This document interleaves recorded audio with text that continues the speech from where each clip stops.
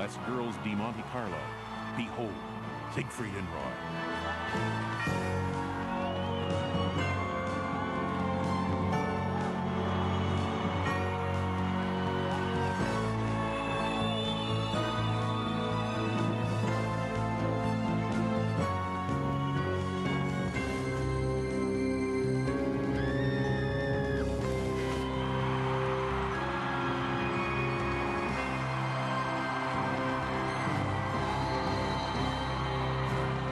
For both tourists and Conjuring fans, the other Las Vegas illusionist to watch is Lance Burton, an erstwhile Kentucky farm boy who's been practicing magic since he was 5 years old.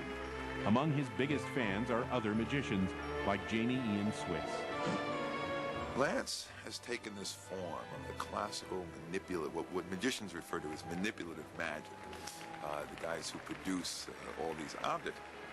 And very often, most of the time, you see performers doing this type of magic, instead of wondering how they do it, you kind of wonder why. The answer is, if you can do it this well, then it's worth doing.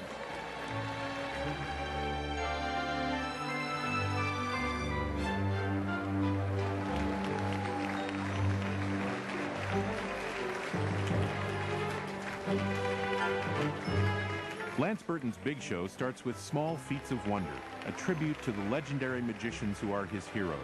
So he spews cards and cigarettes like Cardini, and produces doves like birdmasters Channing Pollock and Johnny Thompson, who sees Burton not as another magician, but as the next magician. There was a lineage in magic. Keller, at the turn of the century, was the leading magician in this country. And he passed his mantle of magic to a man named Howard Thurston. Dante received the mantle of magic from Thurston. Dante passed the mantle of magic on to a man named Lee Grable. And just recently, Lee Grable passed the mantle on to Lance Burton. With the birds back in their cages, Lance Burton starts the big illusions Vegas visitors expect. But his presentations are still classical. In this case, the backstage illusion, first popularized in the 1930s by Dante, where the magician plays the whole effect back to front so the audience can see how it's really done, or so they think.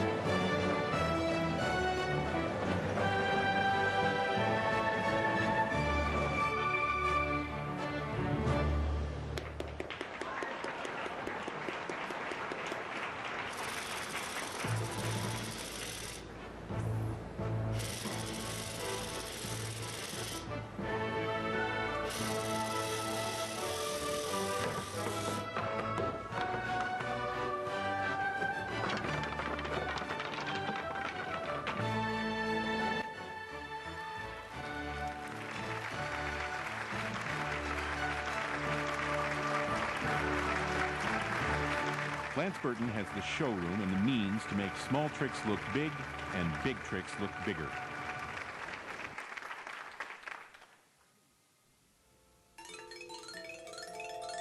Other magicians in other rooms use various techniques to make the relatively simple seem much bigger. Like Jeff McBride's water bowl illusion. Water returning mysteriously to an empty vessel could probably be performed with jam jars in a kitchen, but then it wouldn't be magic. The difference isn't location, it's showmanship.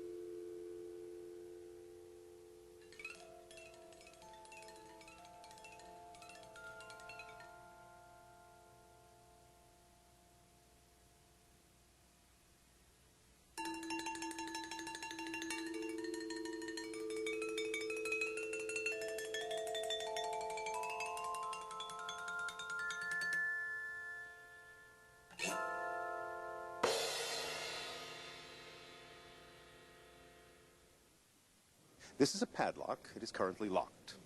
And I'm going to give you 3 keys. You may choose any one you like. Try the key in the lock. Go ahead, put it into the hole of the lock. Now, it does fit. They all do. But if you turn it and the lock clicks open, that means it's the working key. If, on the other hand, you turn it and it only keeps turning, then obviously it is not the correct key to open the lock, and you may take it out and drop it into the glass.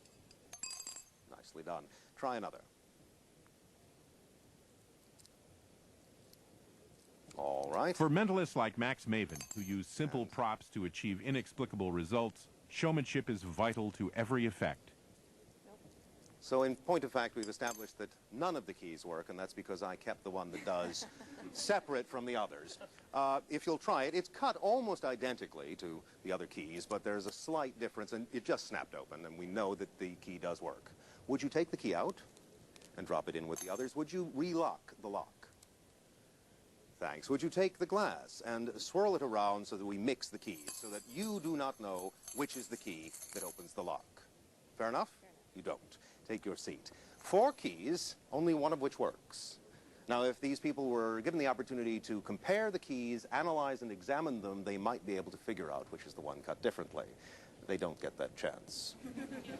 Instead, I'll ask you, please, to take 1 key. Any one. Would you take one of the remaining keys? And would you take one of the remaining keys? And the last one is for you. One of the keys will open this lock. And this is a test, not of my intuitive skills, but of theirs. Because the 4 of you are going to stare at that lock, holding your chosen key, until you sense whether you have the key that works. And if you'll put some effort into this, I assure you that a few moments from now, one of you is going to realize that you are holding the proper key. And at that moment, do not hesitate. Stand up and walk over to the lock. Don't look at me. Look at the lock. Trust your intuitive abilities. And when you feel that sensation that tells you you are holding the key that works, stand up and come here. Don't look to me for guidance. Trust your intuitive skills. Close your eyes if you think it will be easier, but Now, you got a feeling that this might be the right key. Put the key in the lock, but don't turn it. We know they all fit. In a moment, I'll ask you to turn it, and if it simply turns round, well, so much for your intuitive skills.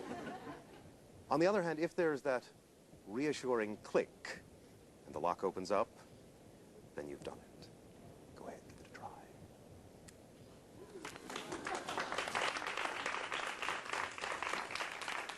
Besides showmanship, the ancient skill of storytelling can always make a good effect better. To me, a good story is as good as a good trick. And in fact, a good trick is a good trick because it produces a good story. Hiawatha, and a good story to go with a very small levitation. Once upon a time, Prince Junie went way up on the Mystic Mountain to visit the Great Wizard. But on this visit, he was very, very troubled. He said to the Great Wizard, "I cannot learn these things. It is too difficult." And the Great Wizard said, "Ah, my son, you need to understand Miyaba." He reached into his satchel to reveal a tiny little doll. The doll wore a mask that had been fashioned from rejumba nuts. The Great Wizard laid the doll in his hand, and then he began to chant the secret spell. Kula umbunga, kula umbunga. Nothing happened. The Great Wizard said, "Sometimes, my son, you have to try again. Kula umbunga, kula umbunga." And then the doll started to tremble. And then Prince Junie watched as the doll began to rise. Yes, the doll began to rise very slowly. Very slowly, the doll rose higher and higher. Prince Junie could not believe his eyes. And then the Great Wizard said,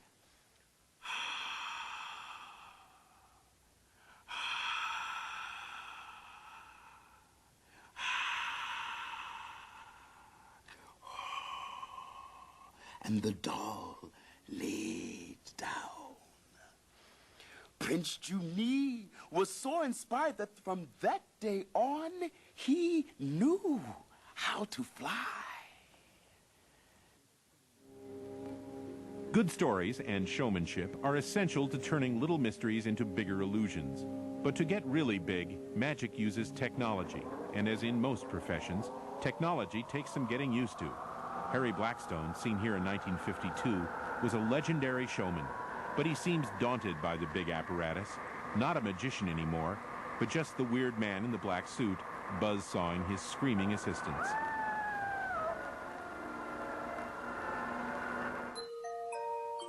When machines first started playing a major role in magic shows 150 years ago, a magician wasn't necessarily involved, and that was the trick.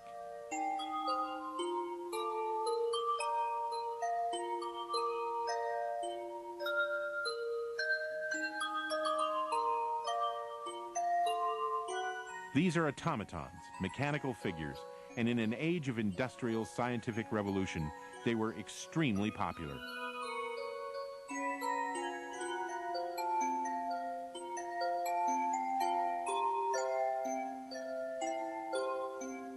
Like magic itself, automatons started small and grew. Eventually they were life-size and performed feats so remarkable, many people thought a magician was indeed involved, either inside or nearby.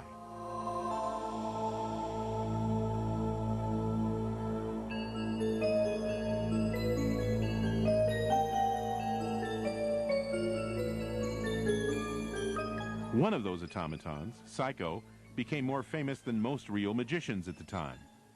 Now, this was a model Hindu large doll which stood on top of a glass tube, completely separated and isolated from the stage. And this doll would play cards with members of the audience, usually whist, and funnily enough, often won as well. The Psycho that I have is from Harry Keller, American magician, who had it made in England. Psycho, given to Houdini by Keller, is now owned by illusion designer John Gahn. Before its presentation, Mr. Keller would invite people out of the audience to help him come up and actually put the piece together. And this was very strong because there's, to prove there's no wires, electricity, or somebody that you don't see working the figure. The original Psycho was created in 1875 by one of the most important people in magical history, a former watchmaker from Cheltenham. John Neville Maskelyne founded the prestigious magic circle and a conjuring dynasty, and himself performed until his death at 88. For 29 of those years, at a legendary venue for all magicians, Egyptian Hall, London. John Neville Maskelyne's arrival at the Egyptian Hall was very well timed, because magic was just becoming more popular and was becoming recognized as a proper entertainment. Besides creating Psycho and practical machines like a cash register and a pay toilet lock, John Neville Maskelyne also refined this for his top-hatted colleagues, the levitation, one of magic's most enduring illusions.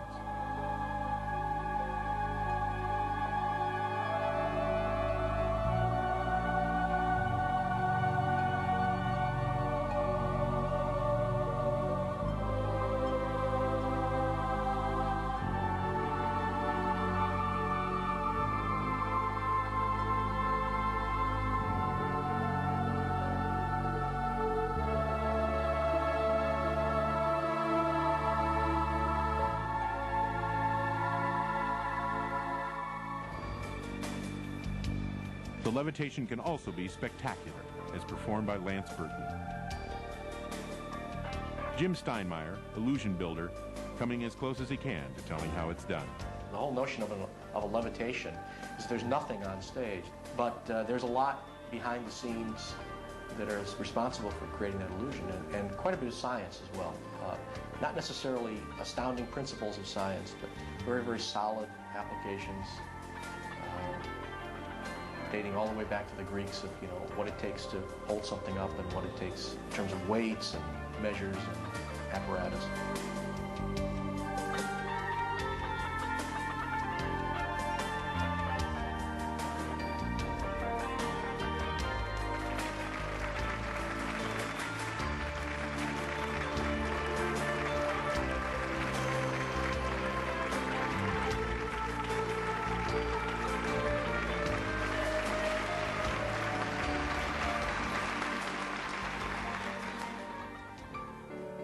Another 19th century European had an even greater effect than Maskelyne on magical performance.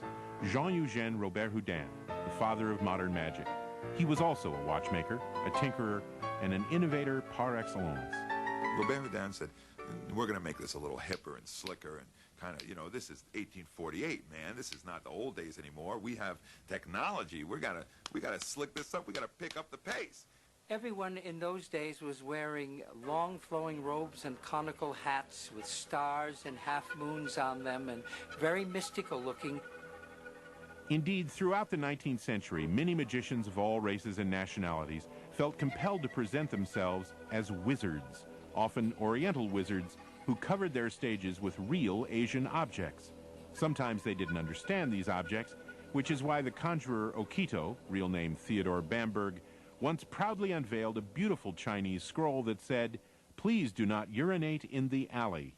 Robert Houdin changed much of that. He went into normal evening dress, which the amazing thing is most magicians are still working in a full dress suit to this day, although in his time it was common wear. Robert Houdin used the cutting-edge technology of his day as part and parcel of his magic show. Now, he also used exquisite sleight of hand and every conceivable conjuring skill, but he used automatic apparatus and watchmaking skills. He used ether as a concept, a theme in presenting one of his illusions. He used electricity to a great extent and experimented with it a great deal at a time when his audience knew not the first thing about it. And Arthur C. Clarke said that any sufficiently advanced technology will appear as magic. And indeed, Robert Houdin could not be a better example. He used advanced technology before an audience that mistook it for magic. Robert Houdin never toured outside Europe, but anyone anywhere who's been to a magic show has probably seen his work and most certainly his influence, from magicians in evening dress to the many illusions he created or refined, like the aerial suspension. This is a neon version of that, created and performed by the Pendragons.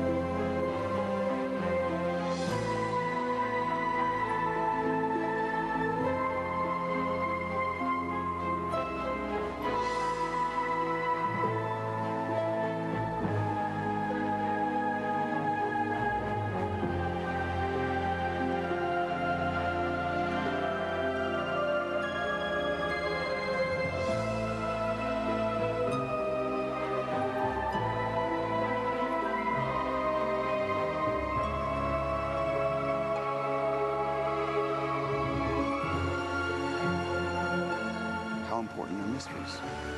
Incredibly important. Mysteries are things that inspire us. A good magician doesn't say, I'm a magician and you're not. A good magician says, I'm a magician and so are you. Before the dawn of time, there was real magic. And the magician reawakens that wonder, that enchantment in us.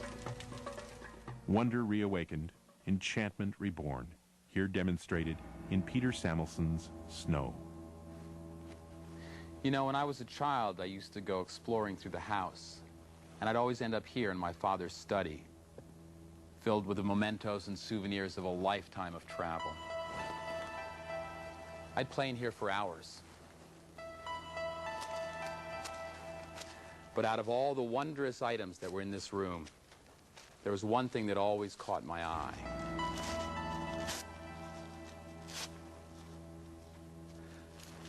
On his desk, there was a paperweight.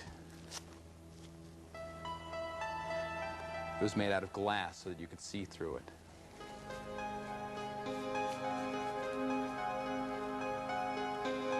And it was filled with water.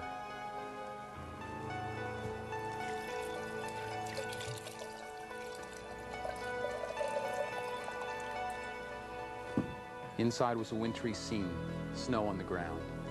And when you shook it up, there was a blizzard, a snowstorm.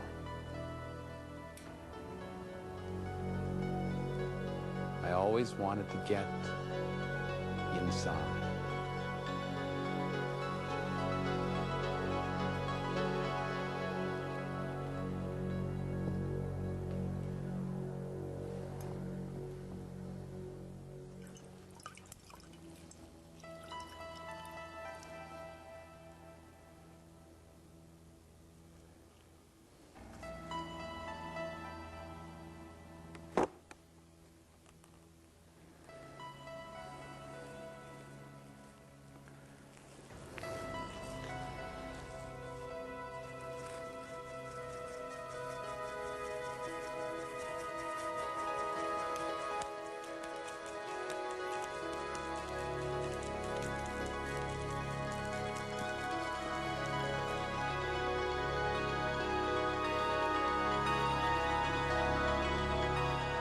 What I like about magic is the way in which it inspires skepticism, as opposed to another thing that it can do and does for many people.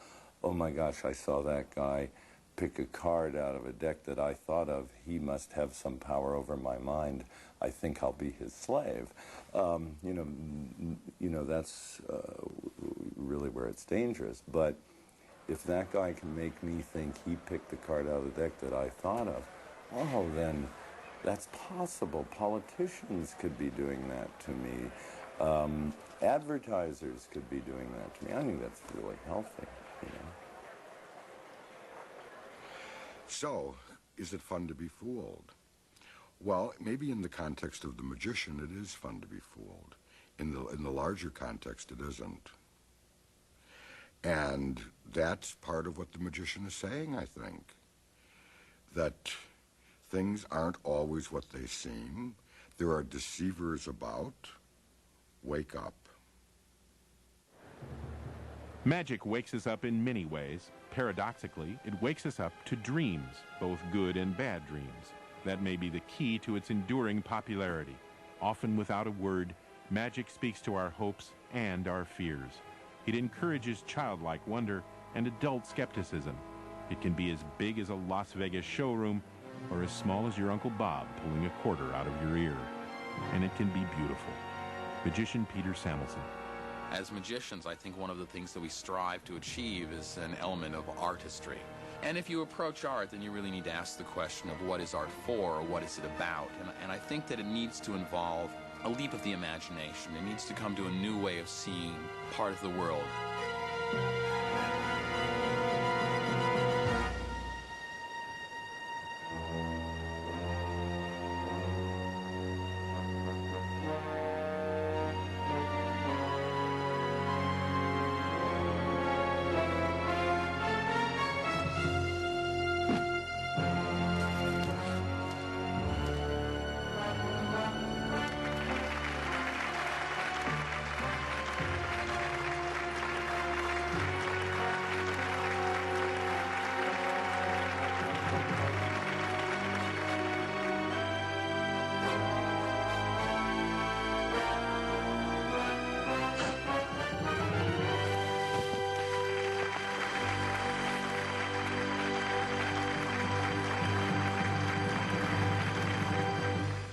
look at the major religions, or some major religions around the world, there are these themes of life, death, and resurrection.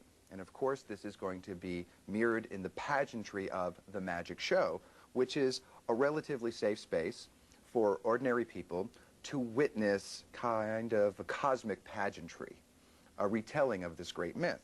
It provokes you and stimulates you in another way to think about your life, who you are, what's of concern to you.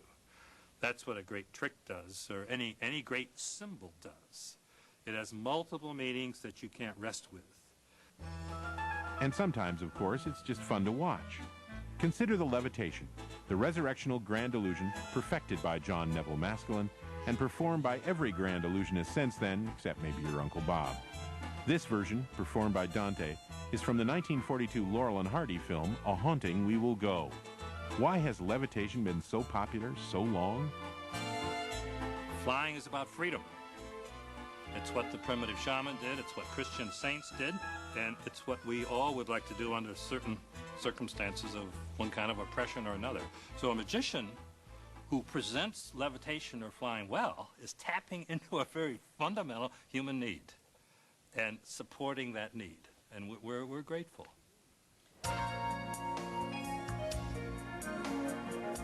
Since the earliest times, magic tricks have evolved, especially the grand illusions. The technology has improved, but times and tastes have changed too. Lance Burton is doing a double levitation here, rising skyward, lying under a beautiful young woman.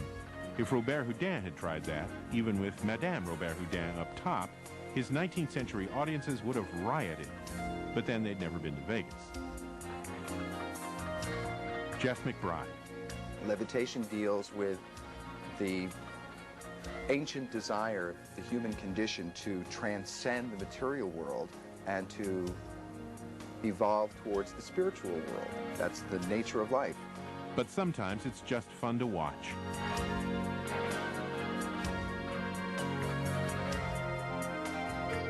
Not all magical manifestations of human desires are as positive and life-affirming as co-ed levitations. There's a lot of masochism in magic.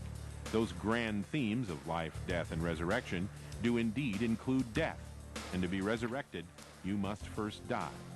Siegfried and Roy present A Hole in Roy's Body.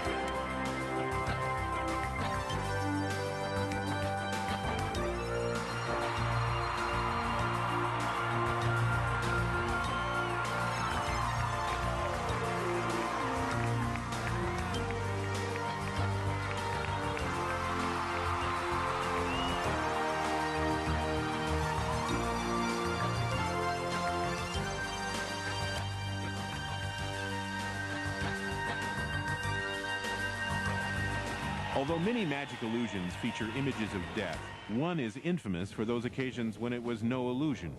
The bullet catch is just that. The magician catches a fired bullet. But at least a dozen times in the past 100 years, something has gone wrong. There was one magician, for example, who used to have the spectator who was loading this muzzle loading business. He would give him the magic wand to stuff the wadding down in there and get it all ready. And a piece of the magic wand actually broke off in the barrel, and the spectator didn't tell him about it. and fired a piece of the wand through the magician's head, which smartened him up a lot and also killed him.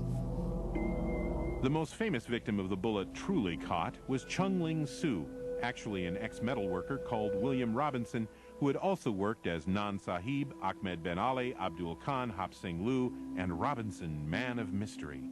But he achieved fame as Chung-Ling Soo, and even greater fame when he was shot to death in 1918 on stage at the Wood Green Theatre in London. No wonder the bullet catch made magicians nervous back then.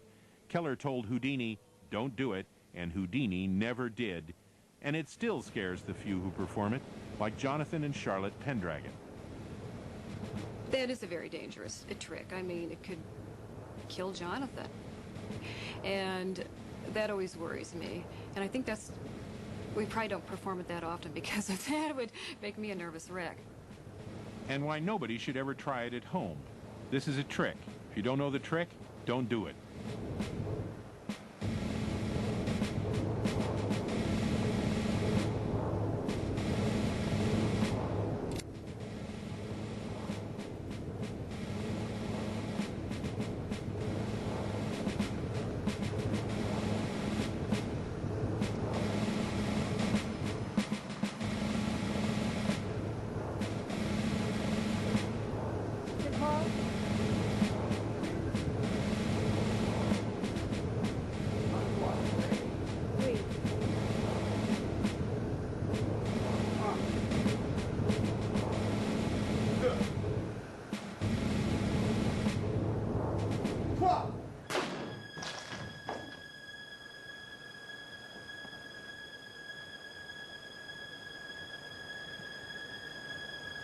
When the Pendragons do the bullet catch, Jonathan, not Charlotte, does the catching. But in many magic acts, the magician is the inflictor, not the inflictee. It would seem that in contemporary magic, most of the suffering is done by the assistants. These days, you find strange performances where people are torn apart or skewered, and in other ways, horrible things are done, and it's all done with lots of smiles and dancing and fishnet. In other words, smiling, dancing, fishnetted women. The presence and absence of women in magic isn't solely a gender issue. It reveals a lot about the nature of performance magic itself and the nature of the audience. One reason there are so few women in magic is that magic is a display of power. And within this culture, that is something that traditionally has not been acceptable for women. And so for decades, most women have been powerless assistants on the magical stage, referred to in the trade as box jumpers or tray girls. I called them props when I first saw them. I mean, it was incredible. The magician would do something and stand in front of her and take his bow, and they would never acknowledge them. Pamela Hayes has been working with her husband Johnny Thompson for 20 years, but even as an assistant, she has power because she seized it. When I met John and married him, I said, now listen, I'm an actress, I have my own life, and I'm not going to carry your stupid birds on and off the stage. Okay, fine. One reason she has power is because she gets laughs, as Trixie, the reluctant assistant who accurately sees herself as her magician's equal.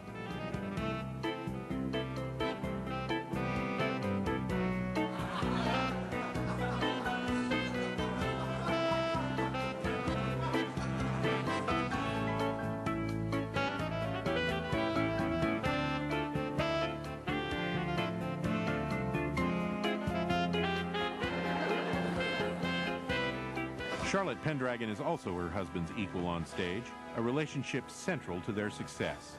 This equality gave us, on stage, relationship, the chance for conflict, the chance for a growing in the performance.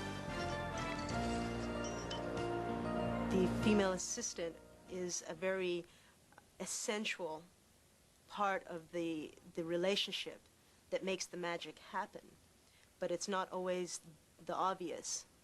And so in my training, it was about empowering the magician by bringing all these elements together and bringing a lot of your focus towards him.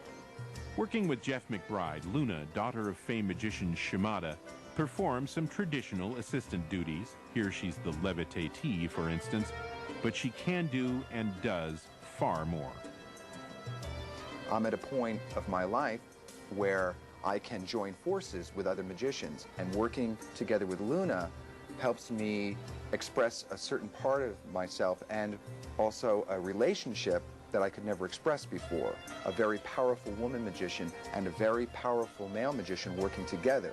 Not a male-dominant magician subjugating a woman assistant, but two magicians, two aspects of the magician. For me, it's very important to be able to present an image to women that is empowering. Magic has been a male-dominated profession for so many years, and it's only recently that women have begun to come into their own personal power and are awakening and accessing that. In folklore and legend, the sorceress, the oracle, the seer, the witch healer, the shamaness, they've always been with us since the beginning of time. Things are looking up for female magicians and even female assistants. But women still have a long way to go in performance magic. One trick symbolizes how far. Of the many different illusions that feature outrages to the body, the dominant trick. The ultimate magic trick of the 20th century. Sawing a woman in half. Now, first of all, on the outward level, that's grotesque. What are we doing here? And why are we doing it to cha-cha music? There's something about taking a beautiful woman as opposed to a man who has, you know, a strong, powerful hero type, and putting them in a compromising position and then doing all these torturous things to them. It has an emotional impact on the audience. It hits that button. When Blackstone stepped up to his first midriff in the 1930s, the grand sawing illusion was little more than a decade old, but already hundreds of women had been divided worldwide. The trick was invented or refined, it depends on who you ask, by British variety magician P.T. Selbit, the former Percy Tibbles of London, an illusionist already famous for tricks involving the stabbing, stretching, and crushing of women. American Horace Golden claimed he invented the trick, and he certainly improved it by not just sawing through his subject, but actually creating two distinct pieces. Golden's initial mistake was to cut up a man, but eventually he used women exclusively and a very large blade. This happened in the early 1920s, not a coincidence for illusion designer Jim Steinmeier. It's interesting looking at what was happening there, that people had been slightly desensitized to a lot of that through World War I, that women's suffrage was playing a big role in the world, and that there was a role for a new woman, and that perhaps some of this, maybe accidentally, magicians had stumbled into a kind of social statement being made. Not everyone sees partitioning women on stage as sexist and grotesque. Theologian Robert Neal. It's the shamanistic experience of being destroyed, turned into a skeleton or into parts, and all of it being put back together again. I want to be whole, and if I feel I'm coming apart psychologically or socially or physically, I need to somehow get back together again. And a magician so illustrates this theme, and therefore is, to me, giving hope. Which doesn't explain why it has to be a woman, or the worldwide success of Peruvian magician Ricciardi Jr., whose grisly buzzsawing of his blonde daughter included the audience invited up to view her entrails, but did not end with the rejoining of the bifurcated blonde. Sometimes Ricciardi just walked off stage. "It's a trick," someone said to him once. "Of course," said Ricciardi, "but the real question is, was it well done?"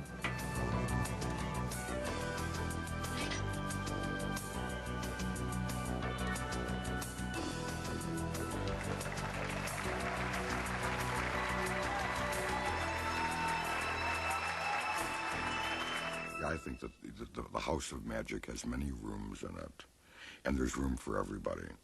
If you just want to do card tricks, there's a great group of guys waiting for you, you know.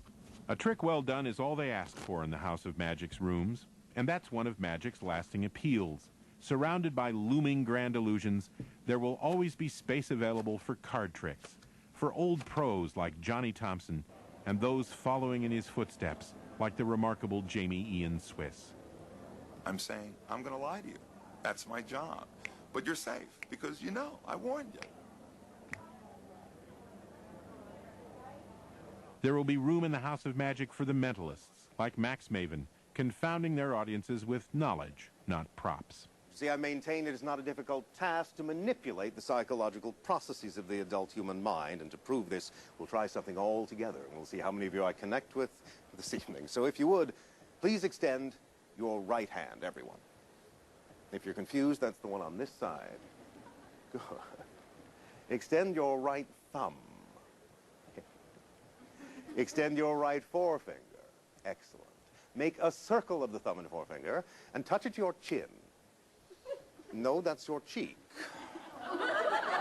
And for innovators like Hiawatha, making ancient skills unique through quiet showmanship.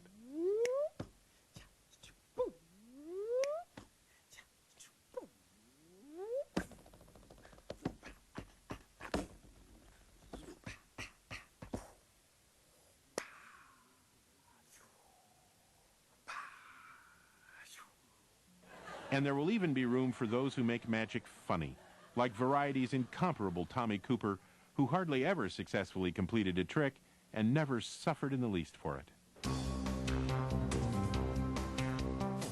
Lance Burton's big show is almost over. One of his last illusions is packing up the portable props and the underclad female familiars. But his work as a magician doesn't end when the curtain falls. He feels a responsibility to his art that transcends performance. There's a lot of knowledge that isn't in books, it isn't in lectures, that's passed on from teacher to student to the next student by word of mouth. And basically that's how magic was learned for the last 5,000 years. And what I try to do with the kids is I try to pass along things that I feel are important as a magician, especially to have a career as a professional magician. I try to pass along things that they can't get from another source. Every year in Las Vegas, Siegfried and Roy sponsor the Desert Magic Seminar, where student magicians from all over the world come to compete and learn. Magicians like Jason Dillon Ace,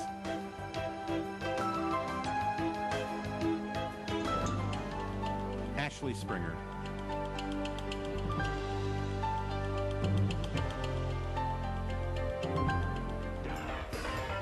Thomas Meyer.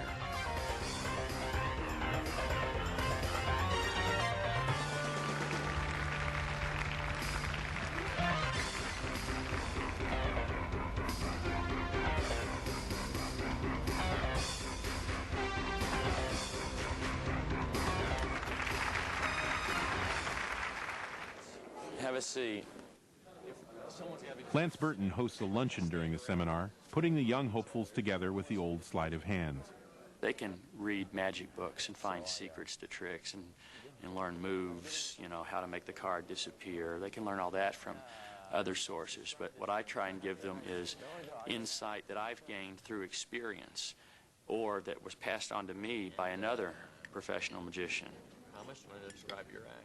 Other professional magicians like Channing Pollock and Johnny Thompson, once heroes, then mentors, now friends. I remember one time when I was first really hanging out with Johnny Thompson, I went over to his house one day, and John helped me, and we worked on some things I was doing with doves, and just spent the afternoon with him. And then I, you know, packed all my stuff up, and I was putting it back in my car, and I was like, I felt guilty that I had taken his whole afternoon, and he had given me all these gifts of knowledge, and I was like, I felt like, you know, John, you've done all this for me, and I don't know what to say, what to do.